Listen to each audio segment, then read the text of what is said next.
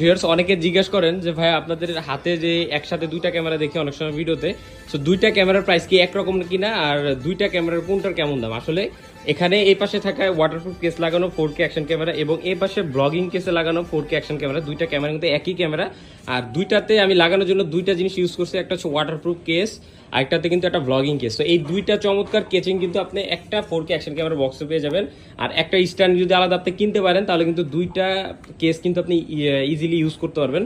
So যারা যারা চাচ্ছিলেন মাত্র 2500 টাকায় ক্যামেরা কিনে আপনার ব্লগিং লাইফটাকে শুরু করবেন, যারা ইউটিউবের ভিডিও করেন অথবা যারা নতুন নতুন টিকটকে ভালো ভালো ভিডিও মেক করতে চাচ্ছেন, অথবা যারা রয়েছেন যে ফেসবুকের রিলস ভিডিও করবেন, তারা কিন্তু বাজেটের জন্য অনেকে আছেন যে ক্যামেরা কিনতে পারেন না, অল্প বাজেট, মোবাইলের কোয়ালিটি ভালো না, এই জন্য একটা ভালো ক্যামেরা খুঁজতেছেন কম দামের ভিতরে, তারা কিন্তু এখন এই 2500 টাকার 4K অ্যাকশন ক্যামেরা দিয়ে কিন্তু আপনার ভিডিওর জার্নিটা শুরু করতে পারেন।